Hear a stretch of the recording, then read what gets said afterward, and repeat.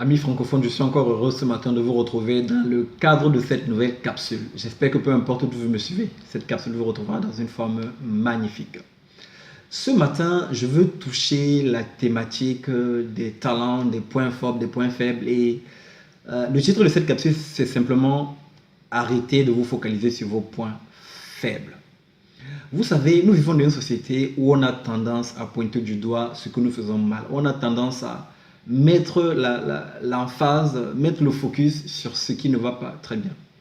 Si nous prenons l'exemple d'un étudiant ou d'une étudiante qui a par exemple des bonnes notes en français et des mauvaises notes en anglais ou en mathématiques, on aura tendance simplement à prendre un professeur particulier pour l'aider à améliorer ses notes en mathématiques.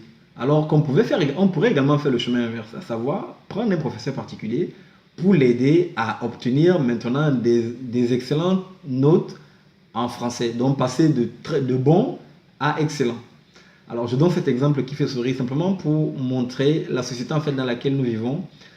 Cette société qui va nous pousser à mettre plus d'efforts, à passer plus de temps à travailler ce que nous faisons mal, à travailler nos points faibles. Je ne dis pas qu'il ne faut pas travailler nos points faibles. Ce que je veux simplement souligner, c'est que ce n'est pas toujours la bonne stratégie. Parce que passer beaucoup de temps dans un domaine dans lequel vous n'avez pas de facilité, parfois peut vous épuiser et ne vous sert pas forcément. Ça peut au contraire vous desservir. Alors avant d'aller plus loin, je vais simplement souligner ici une statistique de l'Institut Gallup. C'est un institut de recherche aux États-Unis qui travaille beaucoup sur les problématiques de talent, de points forts, etc. Cet institut, il y a quelques années, a fait une étude dans plus d'une centaine de pays et a interviewé beaucoup de personnes, de nombreuses personnes, pour savoir en fait si ces personnes utilisaient leur talent ou encore leur point fort dans leur travail au quotidien. Et cette étude en fait a révélé que 80% de personnes n'utilisaient pas leur talent ou encore leur capacité ou leur point fort dans leur travail. Donc vous vous rendez compte, seulement 2 personnes sur 10 utilisent leur capacité au travail. Et ce qui est assez dommage en fait, c'est que dans les entreprises en général, on ne va pas se focaliser sur ce point-là, à savoir mettre les personnes en fait au bon endroit, mettre en fait les personnes par rapport à là où ils peuvent au mieux s'exprimer au travers de leur capacité. Dans de nombreuses entreprises, en fait, on part d'un principe simple. On se dit, si on forme une personne par rapport à un domaine donné, elle va acquérir les compétences, elle va acquérir ce qu'il faut pour pouvoir travailler en fait dans ce domaine. C'est vrai que si on fait une formation, on peut apprendre, on peut se mettre on peut mettre en pratique et commencer en fait à faire ce qu'on nous demande de faire. Mais l'expérience démontre que lorsque nous passons beaucoup de temps dans un domaine dans lequel on n'a pas de facilité, dans un domaine dans lequel on n'a aucune appétence, l'énergie qu'on va déployer pour pouvoir obtenir un résultat qui soit satisfaisant, cette énergie en fait va être trop élevée en comparaison du résultat qu'on va obtenir en fait. Alors, ces mêmes chercheurs de l'Institut Gallup dont je parlais tout à l'heure ont mis en place en fait une équation qui est assez simple. Ils disent en fait que un point fort d'une personne est égal à son talent multiplié par l'investissement. Donc ils disent le point fort est égal au talent multiplié par l'investissement. Alors, prenons cette équation et essayons simplement d'aller terre à terre.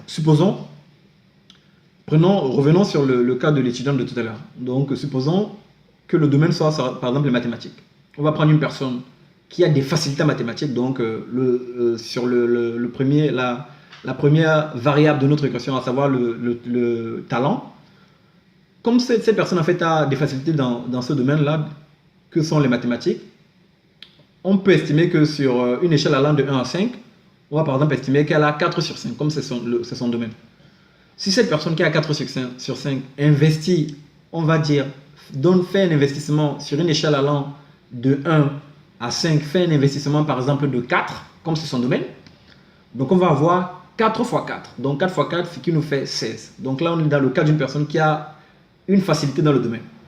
Prenons maintenant le cas d'une personne qui n'a pas de facilité dans le domaine. Donc on est toujours sur le domaine des mathématiques. Donc sur une échelle allant de 1 à 5, cette personne, comme ce n'est pas son domaine, elle va avoir, on va dire, une note, disons, de 1 sur 5, contrairement à l'autre qui avait 4 sur 5. Si cette personne fait le même effort, de 4. Donc là, je suis sur l'investissement. De 4 sur une échelle allant de 1 à 5. Si on fait donc 4, donc l'investissement, fois le niveau qu'elle a sur le talent, 4 fois 1, ça nous fait 4. Est-ce que vous voyez un peu? La personne qui avait la capacité tout à l'heure, comme c'est son domaine dans lequel elle a des facilités, en faisant un effort en fait de 4, elle va décupler en fait le résultat qu'elle va avoir. Alors que la personne qui n'a pas de facilité dans le domaine, elle a beau faire en fait des efforts, le résultat qu'elle va obtenir va être moindre par rapport en fait à celui de la personne qui a des facilités. Je voulais simplement attirer notre attention au travers de cette capsule de ce matin pour nous dire simplement que nous avons tout intérêt à plus nous focaliser dans les domaines en fait sur lesquels nous avons des facilités, dans les domaines en fait sur lesquels nous avons des capacités naturelles et à maximiser nos efforts en fait dans ces domaines. Lorsque nous maximisons nos efforts dans les domaines dans lesquels nous avons des capacités, vu que le résultat qu'on va obtenir est élevé, il va venir en fait équilibrer les domaines dans lesquels nous avons du mal. Je ne dis pas qu'il ne faut pas du tout travailler sur ces points faibles. Il faut les travailler, mais il faut fournir plus d'efforts dans les domaines dans lesquels nous avons les points forts parce que le résultat obtenu va être décuplé.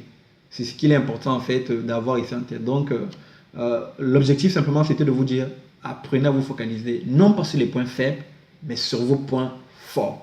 Et donnez le maximum que vous avez sur ces points forts parce que le résultat obtenu est plus élevé et il viendra compenser vos points faibles. Alors prenez le temps, chers amis, de regarder simplement dans votre vie, dans les différents domaines dans lesquels vous évoluez, quels sont ceux dans lesquels vous avez des points forts et quels sont ceux dans lesquels vous avez des points faibles et voyez comment vous allez vous focaliser sur les points forts pour pouvoir équilibrer les points faibles. C'est ce que je voulais partager avec vous dans le cadre de la capsule de ce matin. Jusqu'à notre prochaine capsule, sachez, chers amis, que je suis sincèrement reconnaissant de vous compter parmi ces hommes et ces femmes qui, semaine après semaine, me suivent et m'encouragent à faire ce que je fais. Je vous remercie de tout cœur. À très bientôt.